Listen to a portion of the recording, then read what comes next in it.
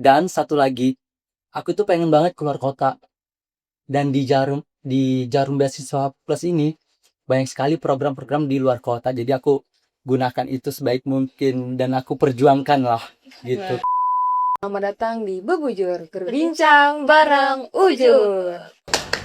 Oke, halo Sobat Bebujur. Perkenalkan nama aku Selvi Raijan Anggraini. Sekarang aku mahasiswa semester 6 pada jurusan Teknologi Informasi. Jadi kesibukannya selain kuliah yaitu sekarang lagi skripsi ya. Iya, jadi selain skripsi aku merupakan seorang profesional MC wedding. Jadi selain menjadi mahasiswi, aku juga mengisi waktu luang atau waktu weekend dengan menjadi MC wedding. Kalau Ferdi gimana nih? Oke, halo Sobat Bebujur, berbincang bareng Ujur. Jadi perkenalkan, nama aku Ferdi, aku mahasiswa dari Politeknik Negeri Samarinda, jurusan Administrasi Bisnis, prodinya sendiri itu adalah Manajemen Pemasaran. Nah, untuk saat ini kesibukan aku tuh mengerjakan skripsi, di mana aku udah semester 6 dan di situ aku udah mulai nyusun skripsi aku dari bab 1 sampai bab 4. Itu sih. Kalau untuk kegiatan lainnya aku pending dulu karena aku harus fokus satu itu. Oh iya, oke. Ya, betul. Nah, jadi mungkin langsung aja sebenarnya apa sih itu Jarum Beasiswa Plus, Kak? Oke, baik. Jarum Beasiswa Plus merupakan salah satu beasiswa prestasi yang dimana itu terkhusus untuk D4 atau S1 pada perguruan mitra yang bermitra dengan Jarum tentunya. Dan di Kaltim ini sendiri yang bermitra dengan Jarum hanya baru ITK dan juga Polnes saja. Betul. Jadi ada 2 kampus di Kalimantan Timur yaitu ITK dan Polnes. Dan untuk pendaftarnya juga itu lumayan banyak ya untuk tahun lalu dan kami harap di tahun ini tuh benar-benar banyak lagi Iya, banyak daripada lagi. tahun lalu itu Iya, ya. karena kalau semakin banyak yang daftar, maka kuota akan semakin banyak Banyak. untuk diterimanya. Baik. Berarti beasiswanya nih menarik banget ya, Kak. Nah, sekarang kita masuk sedikit nih ke perjalanan kakak-kakak hingga akhirnya nih bisa diterima sebagai Jarum Beasiswa Plus ini. Nah, jadi apa sih, Kak, yang mendorong kakak-kakak ini untuk mendaftar beasiswa tersebut? Oke, mungkin dari aku dulu Iya, kali ya. boleh. Oke, jadi yang mendorong aku itu untuk mengikuti pendaftaran beasiswa Jarum tahun lalu adalah di mana aku memang incar-incar beasiswa dan ada satu beasiswa yang aku daftar coba itu dan gak lolos. Jadi aku udah kayak ya udah deh nggak usah deh aku ikut beasiswa-beasiswa, tapi aku lihat kalau Jarum ini benefit ke aku, feedback ke aku tuh banyak gitu. Jadi aku coba dan satu lagi, aku tuh pengen banget keluar kota. Dan di Jarum Beasiswa Plus ini banyak sekali program-program di luar kota. Jadi aku gunakan itu sebaik mungkin dan aku perjuangkan lah gitu. Kalau dari Iya. Selvi sendiri gimana nih? Oke, jadi disclaimer dulu. Kami tuh ada sebutannya yaitu Beaswan Jarum gitu, atau beasiswa Jarum. Jadi mau manggil kami Beaswan Jarum boleh gitu ya. Oke, boleh. Iya. Jadi untuk tertarik kepada Jarum ini karena sama kurang lebih kayak Ferdi. Saya itu sudah menerima berbagai macam beasiswa. Pada saat SMP, kita juga mengenal beasiswa Kaltim Stimulan. Ya, itu. Iya. Jadi dari SMP sudah memang penerima beasiswa. Nah, di kampus ini saya juga pastinya dong mencari beasiswa yang bergengsi. Ya. Nah, salah satunya ada nih beasiswa prestasi Jarum. Jadi saya mendaftar itu dan salah satunya yang bikin menarik itu kita bisa ke luar kota untuk melakukan pelatihan soft skill. Wah, emang menarik banget ya, Kak. Nah, terus untuk pertanyaan selanjutnya, gimana sih perjalanan akademik Kakak sampai bisa memenuhi syarat IPK dan organisasi? Apakah ada tantangan pribadi yang sempat Kakak hadapi dalam proses mendaftar? Pada saat mendaftar beasiswa Jarum, Oke. tantangannya. Iya. Apa ya Apa ya? tantangannya ya? Untuk akademiknya itu perjalanan saya sebenarnya ya boleh cerita sedikit. Sebenarnya passion saya itu bukan di teknik, apalagi di bagian IT. Ya, jadi passion saya lebih ke komunikasi atau sebagai psikologi gitu ya. Tetapi mama saya ini menyuruh untuk masuk teknik agar kita bisa keluar nih dari zona nyaman. Jadi kita harus bisa belajar hal baru gitu. Kalau Betul. perjalanan akademik aku sih itu.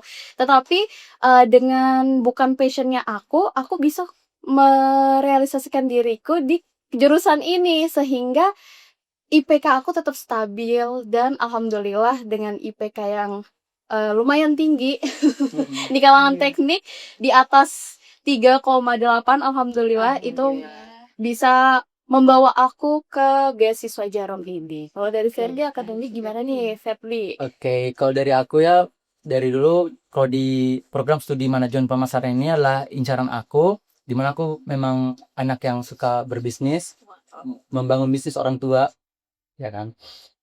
Jadi itulah yang aku perjuangkan bahwa jadi pembisnis itu nggak mudah teman-teman. Banyak yang harus kita jalanin. Karena pebisnis itu kan ada yang namanya gagal, nggak langsung sukses gitu kan. Dan di situ juga aku belajar bahwa untuk mempertahankan IPK di 3,6 itu sangat susah. Jadi saya tekan diri saya buat supaya itu konsisten. Dan dulu saya juga orangnya tuh malas untuk turun. Tapi karena motivasi saya untuk lolos beasiswa Jarum ini kayak ambisi saya jadi turun terus gitu. Jadi lebih jadi motivasi juga Iya. ya untuk mengejar beasiswa ini. Baik-baik. Jadi dan prosesnya ternyata emang gak selancar yang Iya, kita lihat gitu ya. sekali. Terus untuk waktu tahap pendaftarannya sendiri itu gimana sih pengalaman kakak dalam mengisi formulir online ataupun menyiapkan dokumen-dokumen yang diperlukan untuk mendaftar? Oke. Oke. Siapa duluan? Oke, jujur mendadak ya. Iya, mendadak sih. Mendadak. Jadi kami baru tahu awalnya tuh memang tahu kalau ada sosialisasi di kampus ya. Tapi aku nggak ikut sosialisasinya dan baru dapat informasi dari HMJ di grup. Sebenarnya aku diajak temanku buat gimana kalau kamu join salah satu beasiswa, kan kamu orangnya berprestasi nih, orangnya suka organisasi. Kenapa kamu nggak luangkan itu sertifikatmu? Nganggur aja dong sertifikat gitu kan. Jadi saya, oh iya ya ada benernya juga gitu. Jadi saya gunain itu buat mendaftar Jarum di pokoknya H-5 sebelum penutupan. Itu saya pertama siapkan surat keterangan tidak menerima beasiswa lain. Lalu ada siapkan sertifikat-sertifikat organisasi. Itu saya cari. Terus apalagi ada tuh organisasi yang belum keluar sertifikatnya. Oh Itu iya. aku Iya, ya. cepat-cepat minta, Kak, saya mau sertifikat organisasi ini gini-gini buat keperluan beasiswa udah ada kah, udah ditandatangani kah sama Pak Suparno gitu kan. Ternyata belum.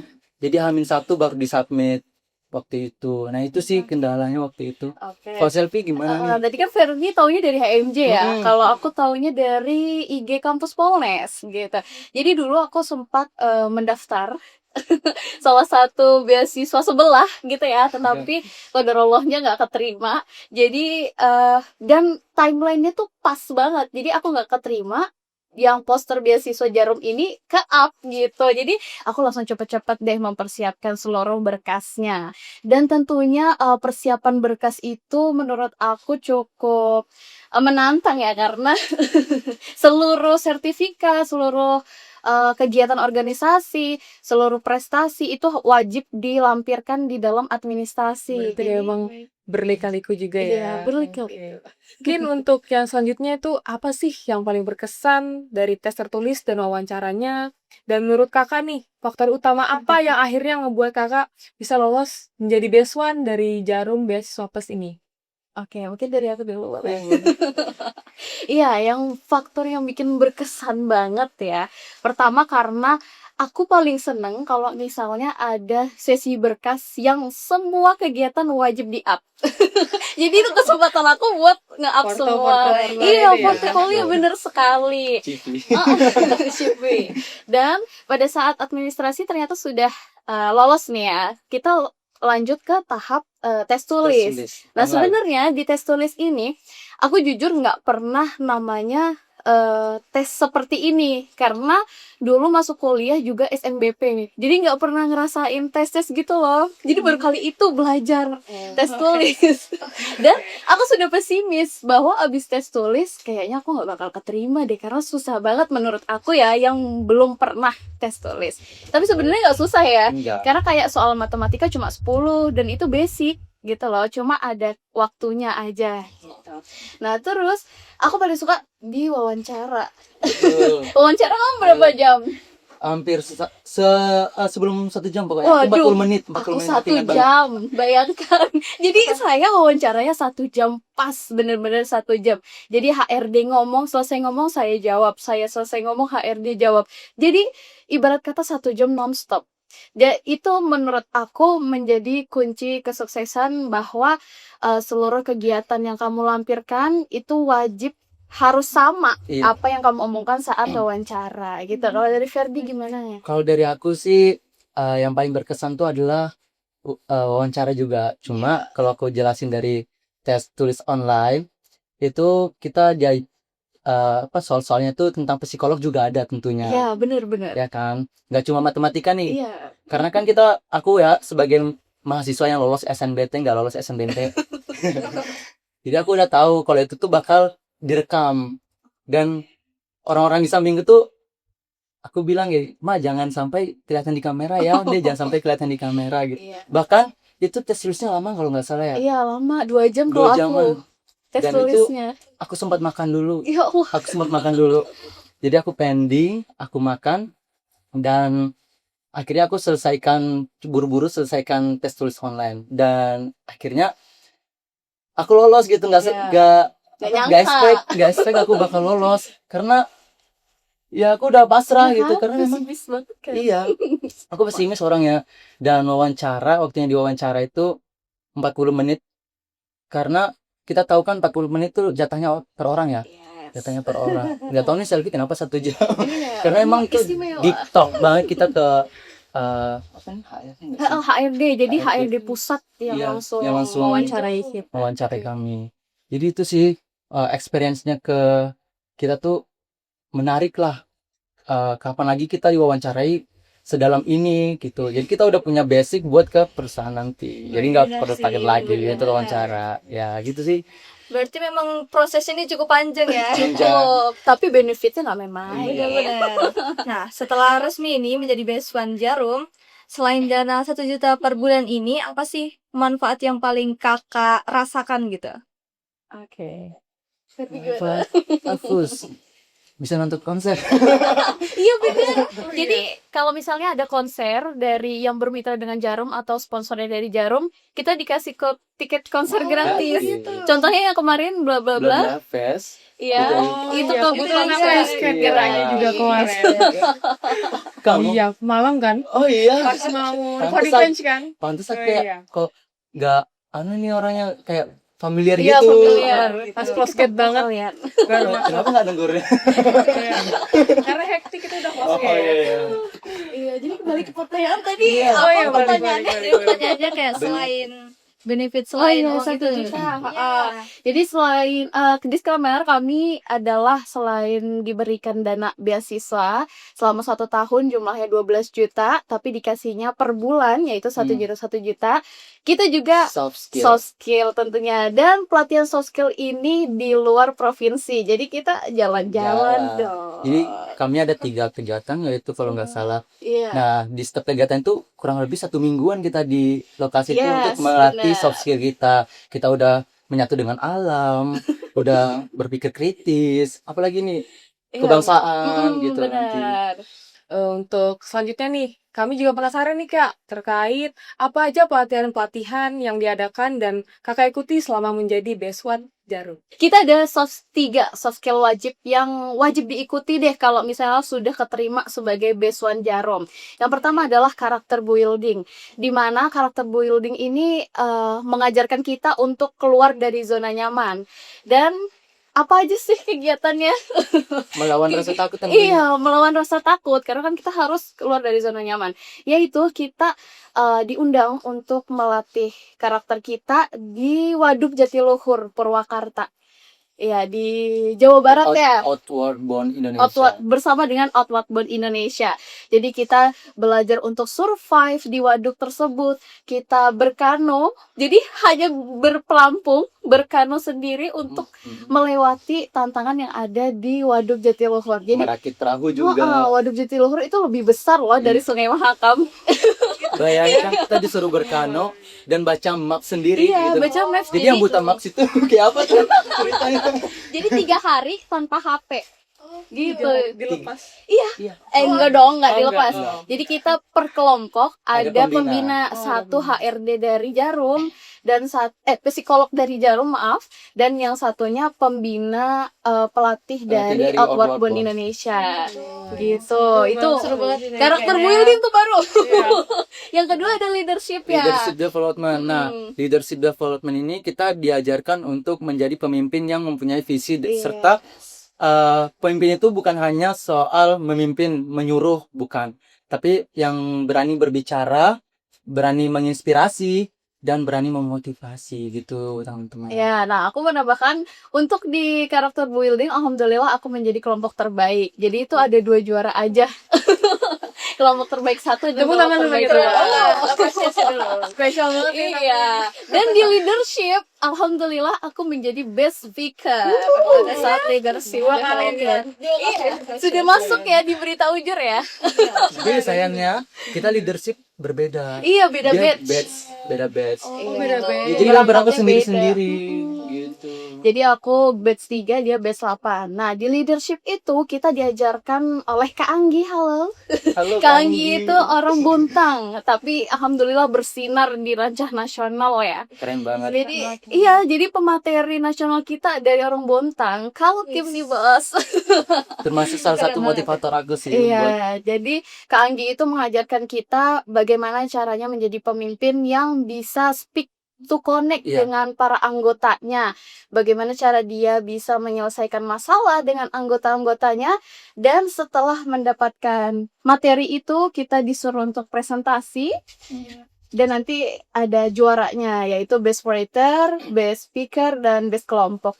Nah, jadi dan sebelum presentasi itu kami disuruh turun lapangan. Iya. Turun lapangannya itu kita ke di mana TPS, tempat pembuangan sementara.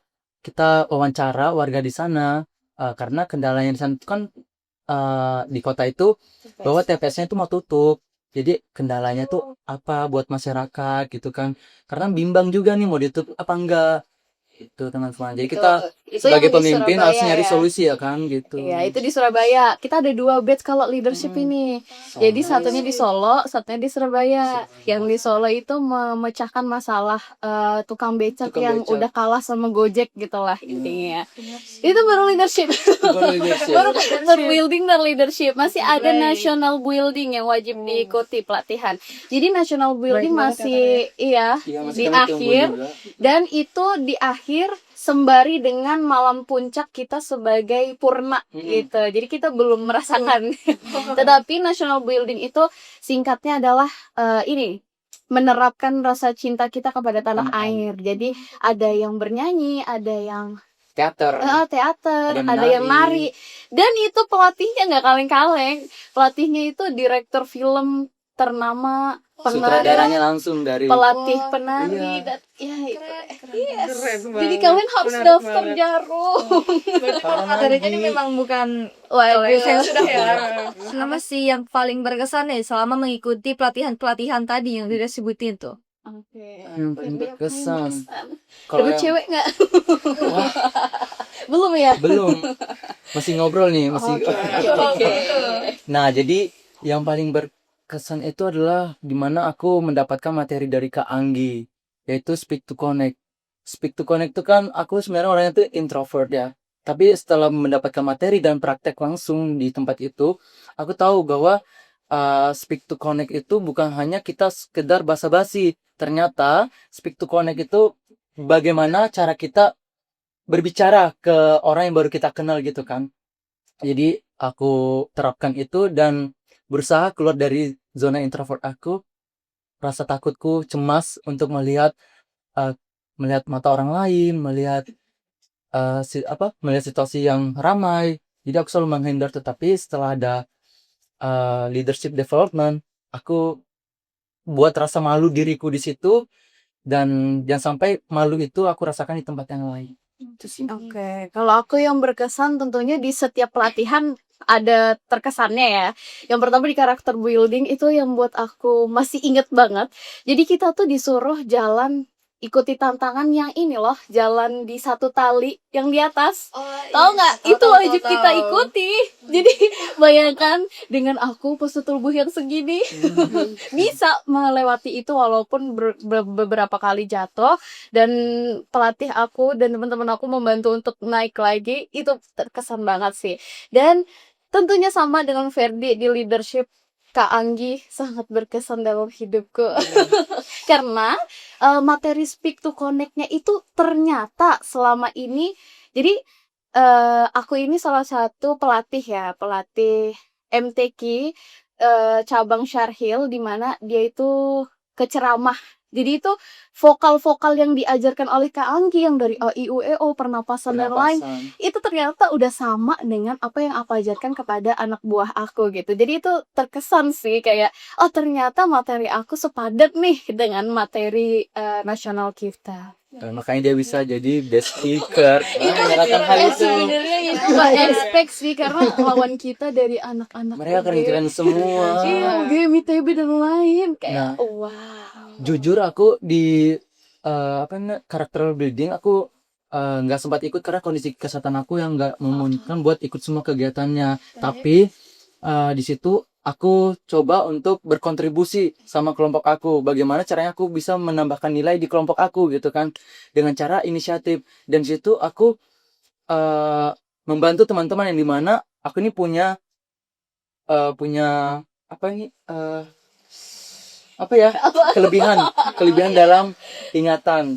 Jadi teman-teman aku tuh nggak tahu merakit, nggak tahu mengikat. Jadi aku coba hafalin cara ikat apa sih namanya itu? Ikat Yang pramuka itu. Ya, Iya, simpul. simpel. Nah, aku terapkan. Jadi aku latih mereka buat ngesimpul Iya. bambu gitu kan. Gitu. Dan akhirnya itulah cara aku buat berkontribusi gitu, teman-teman. Itu sih yang berkesan juga kalau di karakter building. Panjang. Panjang banget ya ternyata.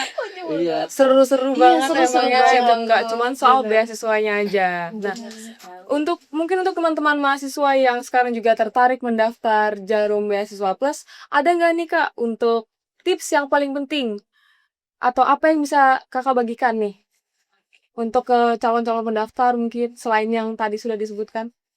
Gimana Ferdi dulu? Tipsnya. Banyak Tips, sebenarnya iya. tipsnya ya. Kita mencoba merangkum ya. Kalau dari aku untuk tips buat calon-calon pendaftar, banyaki portofolio itu. Karena semakin banyak portofolio kalian, oh iya sama ini. Jadi di administrasi itu bakal ditanya pandangan kalian 5 tahun ke depan. Jadi misal nih kalian ingin jadi HRD profesional, gimana cara kalian untuk mendapatkan itu gitu. Jadi bakal ditanya semuanya pada saat wawancara, apakah benar nih yang kamu tulis, terus di CV-CV kamu, terus sertifikat semuanya itu sama dengan yang kamu lampirkan di administrasi. Jadi tipsnya adalah Banyakin iya, sertifikat. banyak sertifikat, banyakin portofolio, apa adanya, jangan melebihkan dan jangan dikurangkan, dan menjadi diri sendiri adalah lebih baik tentunya. Iya, betul. Dan teman-teman tentunya harus mempersiapkan semua itu dengan matang. Jadi jangan ada yang kurang, serta sampaikan tentang diri kalian sendiri. Jadilah diri kalian sendiri dan jangan terlihat aku harus sempurna nih di mata orang lain. Teman-teman. Pertanyaan terakhir banget nih Kak. Oke, boleh. Apa pesan Kakak untuk Jarum Foundation dan juga para pendengar podcast kita pada hari ini? Yang punya prestasi, itu sertifikat-sertifikat kalian gunakan sebaik-baiknya. Karena di sertifikat itu menjadi peluang kalian untuk berkarir ke depannya, meningkatkan soft skill maupun yang lainnya. Gitu. Oke. Aduh, ini agak sedih sebenarnya ya untuk pesan Jarum Foundation, Terima kasih banyak tentunya sudah mewadahi dari 500, sebenarnya pendaftarnya beribu-ribu, 18.000. iya 18.000, Wah, tetapi yang diterima per tahunnya hanya 500 orang dari seluruh Indonesia. Jadi terima kasih banyak sudah menciptakan wadah yang sangat berguna untuk kami, untuk jejaring kami senasional bahkan internasional. Oh iya tadi sebenarnya Iya, ada ada 3 kompetisi. kompetisi lagi. Iya ada 3 kompetisi yaitu essay contest, Ya. langsung Community empowerment, yang terakhir. international exposure. Iya, jadi bisa ke luar negeri kalau misalnya kita punya kelebihan Menarik bahasa asing. banget. Menarik kan? Jadi pengen kepoin aja Iya, jadi pesannya essay untuk contest tuh harus wajib tapi iya, ya. essay contest wajib untuk semuanya. Untuk Jadi semuanya. pesan untuk teman-teman khususnya D4 D4, semester 4 wajib langsung daftar daftar. buruan. Langsung Kita aja tunggu ya. ada di www sini. Di bawah ya. Iya. Nah, itu tadi obrolan kita mengenai Jarum Beasiswa Plus dengan kakak-kakak dari penerima Jarum Beasiswa Plus atau BESWA nih. Sampai jumpa di kesempatan berikutnya.